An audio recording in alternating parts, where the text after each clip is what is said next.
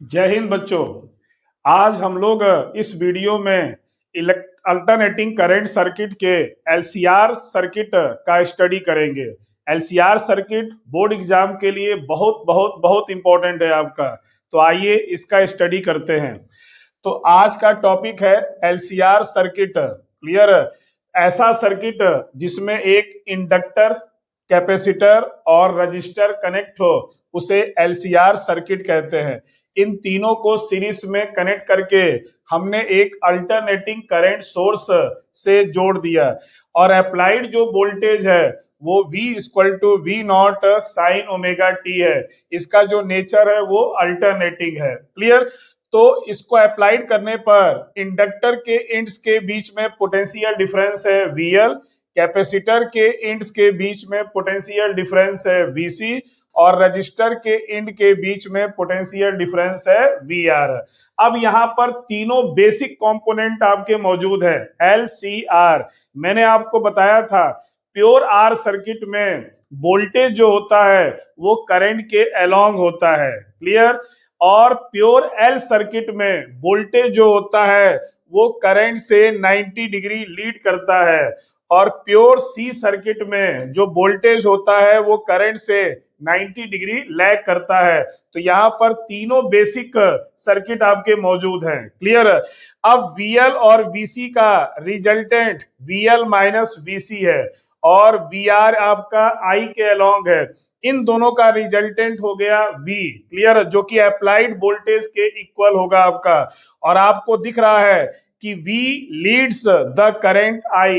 LCR circuit में जो applied voltage है, दैट इज जो रिजल्टेंट वोल्टेज है, वो करंट से फाई एंगल लीड करता है। फाई एंगल क्या आपका लीड करता है आपका। क्लियर? चलिए, तो अगर हम इसमें पाइथागोरस थ्योरम लगाएं तो applied voltage that is resultant voltage क्या होगा? V का square is equal to VR का square plus VL minus VC का होल स्क्वायर। क्लियर?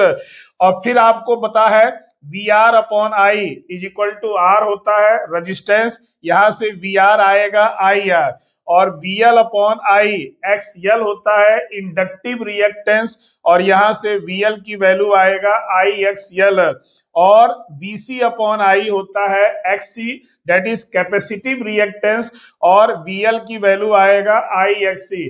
अब ये तीनों वैल्यू को यहां रखेंगे और आई स्क्वायर को कॉमन लेकर के नीचे लाएंगे तो V अपॉन आई का square is equal to R square plus XL minus XC का होल स्क्वायर और V अपॉन आई जो होगा वो Z होगा, जिसको हम लोग इम्पीडेंस कहते हैं, हिंदी में प्रतिबाधा कहेंगे एलसीआर सर्किट का।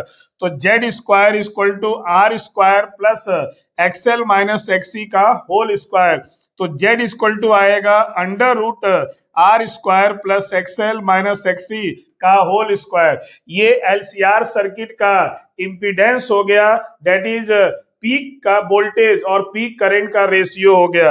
अब फेज डिफरेंस निकालेंगे तो 10 phi equal to perpendicular upon hypotenuse, तो VL माइनस VC अपॉन क्या आपका VR।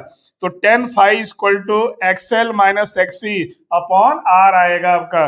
तो ये रहा एलसीआर सर्किट का फेज डिफरेंस का फार्मूला, ये रहा एलसीआर सर्किट के इम्पीडेंस का फार्मूला। अब यहाँ पर एक स्पेशल केस है कि अगर XL और XC बोथ आर इक्वल तो देन Z जो होगा वो मिनिमम होगा और रेजिस्टेंस के इक्वल होगा आपका। और इस केस में फाई जो होगा फेज डिफरेंस वो 0 डिग्री होगा। इसे हम लोग इलेक्ट्रिकल रेजोनेंस कहते हैं, वैद्युत अनुनाद कहते हैं। और वैद्युत अनुनाद में जो अनुनादी आवृत्ति आएगा, जो रेजोनेंट फ्रीक्वेंसी आएगा, उसका फार्मूला है F equal to 1/2 pi under root 1/LC, जहां L है इंडक्टेंस, C है कैपेसिटेंस और F है रेजोनेंट फ्रीक्वेंसी, जिस पर न्यूमेरिकल पूछ सकता है बोर्ड एग्जाम में आपका। क्लियर? तो रेजोनेंट फ्रीक्वेंसी का फार्मूला है F equal to 1/2 pi under root 1/LC। Clear? Okay, thank you, जय हिंद।